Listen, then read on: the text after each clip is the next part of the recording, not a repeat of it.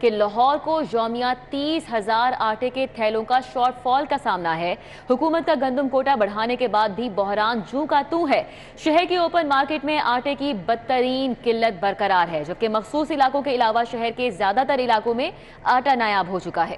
Utility stores open market میں سستے آٹے کے لیے تھیلے غائب ہیں۔ یوٹیلیٹی سٹورز پر گاہک سینکڑوں محدود آٹے کی سپلائی پر صارفین پریشان ہیں۔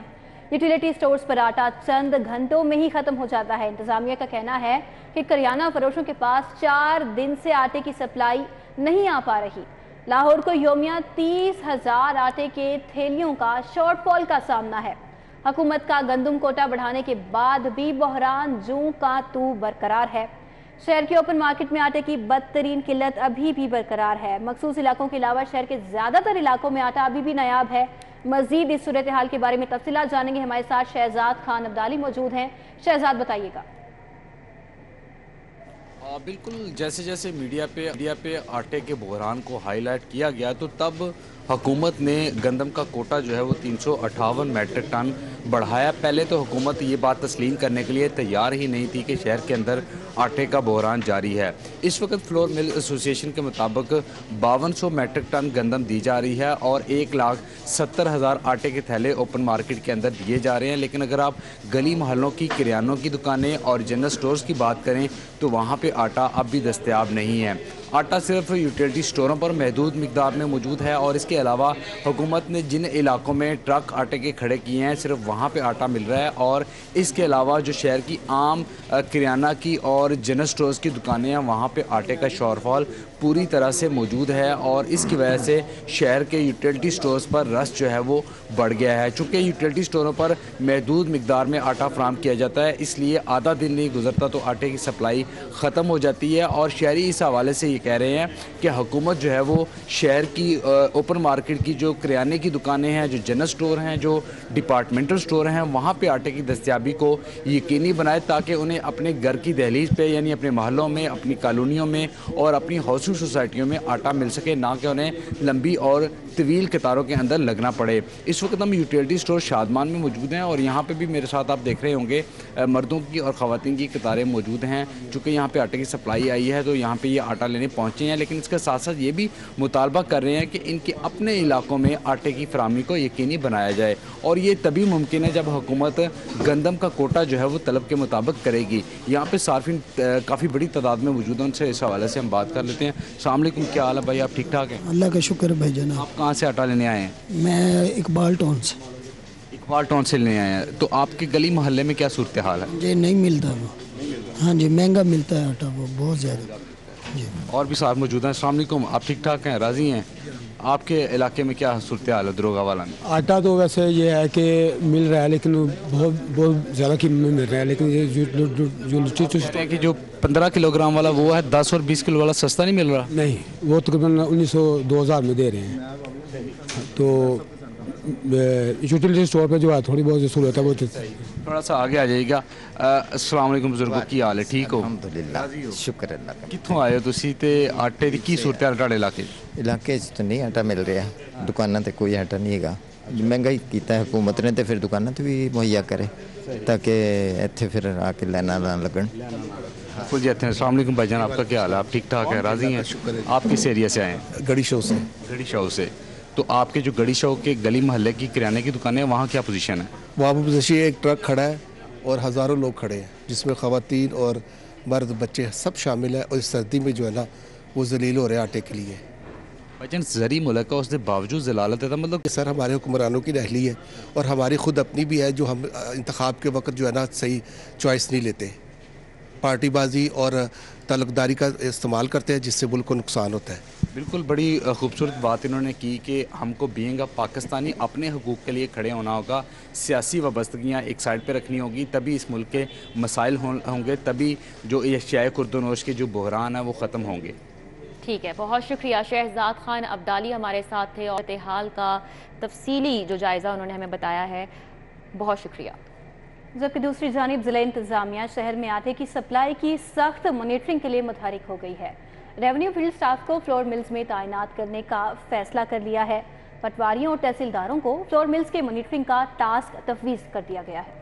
पटवारी और तहसीलदार जामिया रिपोर्ट डीसी लाहौर को इरसाल करने के पाबंद होंगे। राव दिलशाद हुसैन ने हमें ज्वाइन किया है, डिटेल्स उनसे जानेंगे। राव दिलशाद, अपडेट कीजिएगा।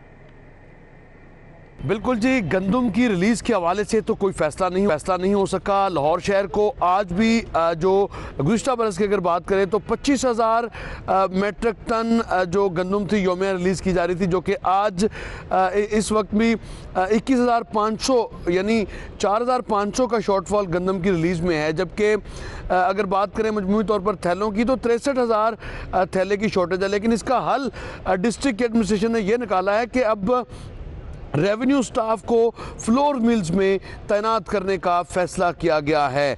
पटवारी, एडिशनल पटवारीज और नायब तहसीलदार जबकि तहसीलदार भी अब फ्लोर मिल्स में जो है वो तैनात किया गया इनको, और ये तमाम तर कवायद के मुताबिक रिपोर्ट मुरतब करेंगे कि किस फ्लोर मिल को कितनी गंदम सरकारी रिलीज़ की गई और उस गंदम से जो आटा तैयार किया गया वो किस किस मुकाम पर उसकी तफसील को यकीनी बनाया गया है। तो ना सिर्फ ये बल्कि जो revenue field staff flour mills में तैनात किया गया है वो मजमूई तौर पर तमाम तर कवायद मुरतब करेगा और योमिया रिपोर्ट भी डीसी ऑफिस को अरसाल करने का पाबंद होगा। यानी किस दुकानदार तक ये आटा गया, कौन सा ड्राइवर और कौन सी गाड़ी पर ये आटे की तहसील की गई, उसका भी मुकम्मल रिकॉर्ड जो है वो मुरतब किया जाएगा। आपको बताएं कि लाहौर शहर की 80 फ्लोर मिल्स में फील्ड रेवेन्यू फील्ड स्टाफ को तैनात किया गया, जबकि ख़ास तौर पर रायवेंड की 38, जबकि कैंट की 3 और तहसील मॉडल टाउन की 8 फ्लोर मिल्स में रेवेन्यू स्टाफ को बाकायदा डिप्यूट भी कर दिया गया है, जो कि अभी आपको बताएं कि 2 माह में मुसलसल 8वीं बार चक्की आटा क्यों महंगा हुआ। सिटी 42 ने चक्की आटे की कीमतों में तारीखी इजाफे की वजह ढूंढ निकाली है। चक्की आटे की बढ़ती कीमतों के पीछे भी बिजली निकली। फ्लोर मिल्स आटा चक्की के लिए महंगी बिजली शहरियों पर कहर बनकर गिरी है। बुनियादी टैरिफ में इजाफा आटे के निर्ख बढ़ने का सबब बना है। फ्लोर मिल्स आटा चक्की के लिए बुनियादी टैरिफ 3 रुपये 87 पैसे महंगा हुआ। पीक आवर्स की कीमत 3 रुपये 63 पैसे मुकर्रर की गई, जबकि ऑफ पीक आवर्स की कीमत 3 रुपये 87 पैसे मुकर्रर की गई। नवंबर दिसंबर में फ्लोर मिल्स आटा चक्की के टैरिफ में इजाफा हुआ। तफसीलात जानेंगे इस हवाले से शाहिद नदीम सिप्रा से। जी शाहिद सिप्रा, बताइएगा। जी बिल्कुल, शहर समेत पंजाब भर में आटे का बहरान तो पैदा हो रहा है, लेकिन उसके साथ साथ आटे की कीमतों में मुसलसल इजाफा आम जो शहरी हैं उनके लिए मुश्किलात का सबब बन रहा है। तो ज़राए की जानिब से बताया गया है कि आटे की कीमतों में जो इजाफा किया जा रहा है वो ना सिर्फ गंदू की कीमत जो बढ़ रही है उससे है, बल्कि उसके साथ साथ फ्लोर मिल्स और आटा चक्की का जो बुनियादी बिजली का टैरिफ है उसमें जो तब्दीली की गई है, उसमें जो इजाफा किया गया है वो भी इसका अहम सबब बन रहा है। नेपरा की जानिब से जो नया टैरिफ मुतारफ़ कराया गया, जिसमें नवंबर और दिसंबर के महीने में फ्लोर मिल्स और उसके साथ साथ आटा चक्की की बिलिंग की गई है, उसमें तकरीबन 3 रुपये 87 पैसे फी यूनिट के हिसाब से इजाफा किया गया है। अगर पीक आवर्स की बात की जाए तो उसमें जो पहले यूनिट चार्ज किया जा रहा था वो 26 रुपये 76 पैसे का था, लेकिन उसमें इजाफा करके उसको 30 रुपये 39 पैसे किया गया है। इसमें मजमूई तौर पर 3 रुपये 63 पैसे फी यूनिट इजाफा किया गया। इसके साथ जो ऑफ पीक आवर्स हैं उनकी बात की जाए तो 24 रुपये 53 पैसे जो है वो अब नया रेट मुकर्रर किया गया है, जबकि पहले जो रेट था वो 20 रुपये 66 पैसे फी यूनिट के हिसाब से चार्ज किया जा रहा है। इस तरह इसमें ऑफ पीक की अगर बात की जाए तो 3 रुपये 87 पैसे फी यूनिट के हिसाब से इजाफा किया गया है। उसके साथ फिक्स्ड MDI चार्जेस रखे गए हैं। आटा चक्की के लिए 350 रुपये पर किलोवाट, जबकि फ्लोर मिल्स के लिए 500 रुपये पर किलोवाट के हिसाब से ये फिक्स्ड MDI चार्जेस हैं जो हर महीने इनसे चार्ज किए जाएंगे। ज़राए ने बताया है कि गंदम की कीमत में इजाफा तो अपनी जगह है, लेकिन जिस बुनियाद पर फ्लोर मिल्स को चलाया जाता है या आटा चक्की चलती है तो बिजली उसमें अहम किरदार अदा करती है। तो बिजली की कीमत में जो विफाक की जानिब से इजाफा किया गया है भी बढ़ती हुई आटे की कीमतों में अहम किरदार अदा कर रहा है। बहुत शुक्रिया शाहिद नदीम सिप्रा, हमारे साथ आगाह कर रहे थे। अब बात करेंगे शहरी लाहौर के मौसम की। शहर पर ताहाल धुंध का राज है, सर्दी में भी इजाफा हो गया है। शहर का मौजूदा दर्जा हरारत 12 डिग्री सेंटीग्रेड रिकॉर्ड किया गया है। हमारे साथ इस हवाले से कोमल असलम मौजूद हैं, मज़ीद डिटेल उनसे जानेंगे। जी कोमल। जी बिल्कुल, लाहौर में मौसम के हवाले से बात की जाए तो ताहाल जो है वो आसमान पर हम देख रहे हैं कि सफ़ेद चादर جو کہ فوگ کی ہے اور کچھ مکسچر اسموک کا بھی ہے وہ دیکھ رہے ہیں۔ اسی کے ساتھ ساتھ بات کی جائے لاہور میں فضائی آلودگی کے حوالے سے تو فضائی آلودگی بھی برقرار ہے۔ لاہور کا AQI 187 ریکارڈ کیا گیا ہے۔ لاہور آلودہ ترین شہروں کی فہرست میں 5ویں نمبر پر دیکھا جا رہا ہے۔ الارمنگ سچویشن ہے، ایک طرف فوگ میں اضافہ ہو رہا ہے، دوسری جانب سردی میں بھی اضافہ ہو رہا ہے، تیسری جانب جو ہے وہ اسموک بھی شہر لاہور کی جان نہیں چھوڑ رہی، اور ان تینوں چیزوں کی وجہ سے جو ہے وہ شہر لاہور کی فضا بھی متاثر ہو رہی ہے۔ سردی شہری انجوائے تو کر رہے ہیں، لیکن جو فوگ ہے یہ شہریوں کے لیے وبال جان کچھ اس طرح سے بن رہی ہے کہ معمولات زندگی متاثر ہو رہی ہے، جو لوگوں نے اپنے کام کاج کی طرف شہر سے کمل اسلم، بہت شکریہ آپ کا۔ لاہور اور گرد و نواح میں حد نگاہ میں بہتری ہوئی ہے اور دھند میں کمی کے بعد موٹر ویز پر ٹریفک بحال کر دی گئی ہے۔ M2 کو لاہور سے ٹریفک کے لیے کھول دیا گیا ہے، جبکہ لاہور سیالکوٹ موٹر وے M11 پر ٹریفک بحال کر دی گئی ہے۔ تفصیلات جانیں گے، ہمارے ساتھ حسن خالد موجود ہے اس حوالے سے۔ حسن، بتائیے آپ کہاں پر ہیں اس وقت اور وہاں پر کیا صورتحال ہے دھند کی؟ جی ہاں، حد نگاہ میں بہتری آنے کے بعد لاہور سے تمام موٹر ویز کو ٹریفک کے لیے کھول دیا گیا ہے، اور میں اس وقت موجود ہوں بابو صابو انٹرچینج پر۔ یہ موٹر وے کا داخلی راستہ ہے اور یہاں پر ٹریفک جو ہے وہ اب معمول کے مطابق رواں دواں ہے۔ موٹر وے کو گزشتہ رات دھند کی شدت میں اضافہ ہونے کے باعث بند کیا گیا تھا، اور اب تقریباً 13 گھنٹے کی بندش کے بعد تمام موٹر ویز بند ہیں۔ لاہور سے اسلام آباد موٹر وے پر ٹریفک بحال ہے، اسی طرح M11 لاہور تا سیالکوٹ پر بھی ٹریفک رواں دواں ہے۔ شہری جو ہیں وہ موٹر وے پر سفر کر سکتے ہیں، تاہم موٹر وے پولیس کی جانب سے یہ ہدایات جاری کی جا رہی ہیں کہ وہ دوران سفر شہری اپنی گاڑیوں میں فوگ لائٹس کا استعمال کریں، اوور سپیڈنگ سے گریز کریں اور اپنے سامنے والی گاڑی کے درمیان ایک مناسب فاصلہ رکھیں تاکہ کسی بھی قسم کا ناخوشگوار واقعہ جو ہے وہ رونما نہ ہو سکے۔ جبکہ موٹر وے پولیس کا یہ کہنا ہے کہ M2، M11، M3 اور دیگر موٹر ویز کے تمام سیکشنز جو بند کیے گئے تھے وہ کھول دیے گئے ہیں، اور اب ٹریفک جو ہے وہ معمول کے مطابق رواں دواں ہے۔ ٹھیک ہے، بہت شکریہ حسن خالد۔ اسپیشل ایجوکیشن ڈپارٹمنٹ کے انوکھے کارنامے کی بصارت سے محروم خاتون ٹیچر کو قوت گویائی سے محروم طلبہ کے کالج کا پرنسپل لگا دیا گیا۔ خاتون ٹیچر کو government degree college for special education کے پرنسپل کا اضافی چارج دیا گیا۔ مزید اس معاملے پر تفصیلات جانیں گے جنید ریاض سے۔ جنید، بتائیے گا۔